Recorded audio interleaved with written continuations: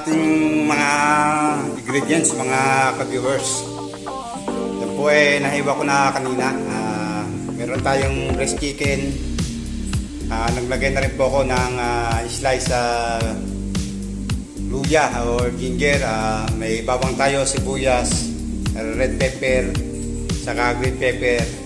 Meron din po tayong mga paminta at bacon, oyster sauce, soy sauce po, at meron din po tayong asin at yan pong mantika. Ito po mga ka-viewers ay lalagyan din po natin ng konting asukal po para medyo matamis-tamis po ang ating pong iulam ngayon. Kaya magsisimula na po ako. Hindi na po tayo gagamit ng asin mga ka-viewers at meron namang toyo.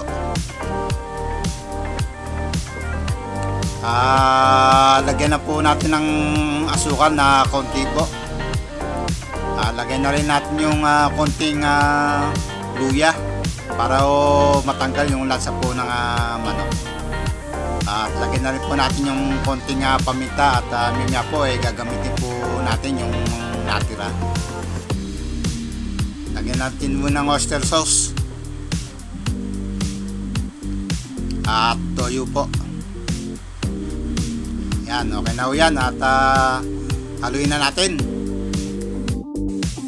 Ito ang nagpapasarap dito mga ka-viewers, ang lamasin ng kamay po talaga rito sa abroad. Antay lang tayo ng 30 minutes. Tapos yan, ipiprito natin ng konti. Okay maglalat, ako po naman po ay naghugas sa kamay. Yan. At saka wala namang problema at ako naman ang kakain yan. Okay na po mga ka-viewers, magsimula na po tayo yan. Ayan po, magpene tayo ng mantika.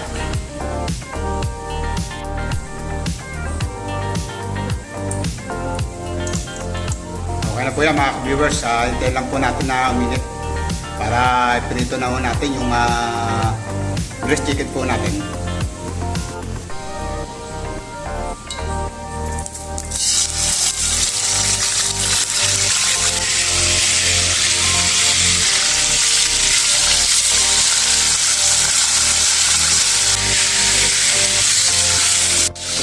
Yummy ito mga ka-viewers.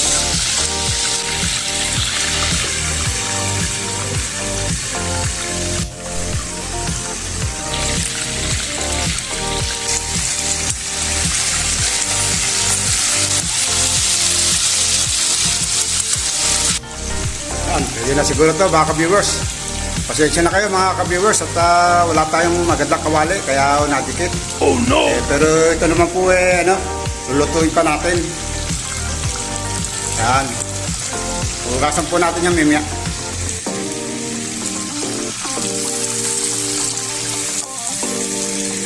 Yan, ito na yung ginawa natin mga ka-viewers at mimya, iluluto po ulit natin yan.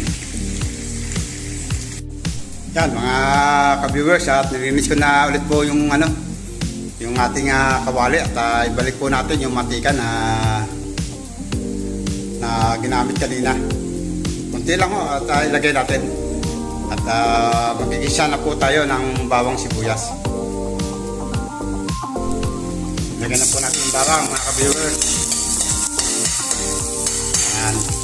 Gawin natin na medyo gawin natin kulay brown mga ka-viewers para masarap. Ilagay din na po natin yung konting luya mga ka-viewers. Isunod natin ang sibuyas.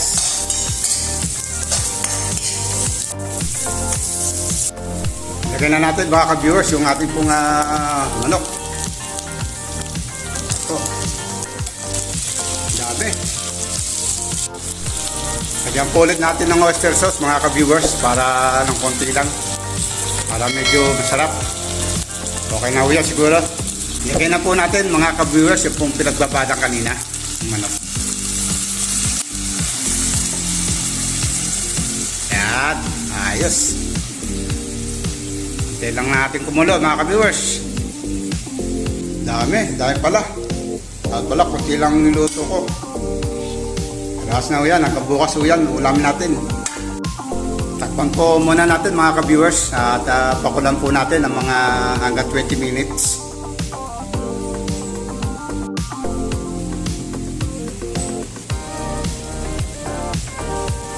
Tikman po muna natin mga ka-viewers kung anong lasa.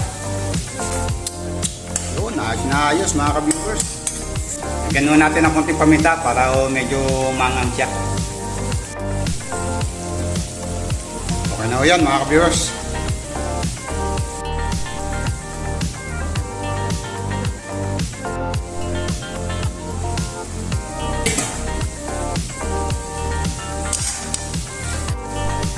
Lagyan natin ng konting tubig mga ka-viewers para medyo dumami yung sabaw. Gusto ko kasi masabaw ang kinakain ko.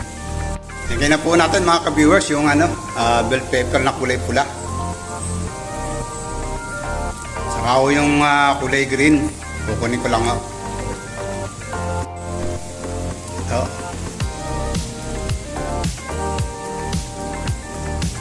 Mga 1 minuto lang ho yan. Okay na ho yan. Pwede nang patayin.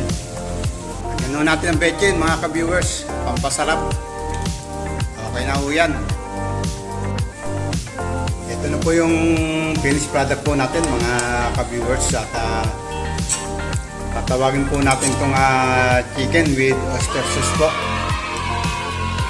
Maraming salamat po mga ka-viewers po sa pagsama sa aking pagluluto ngayong araw na po.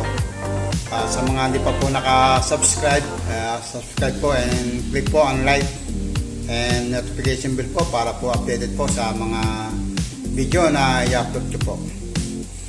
Nga pala mga ka-viewers, habang wala po tayo sa Pinas kung ano-ano lang po yung mga binibidyo ko. At pagdating po sa Pinas at pag po ay nagbakasyon itutuloy po natin yung pong pag-update po sa bahay na pinapagawa po natin. Maraming salamat po and God bless po.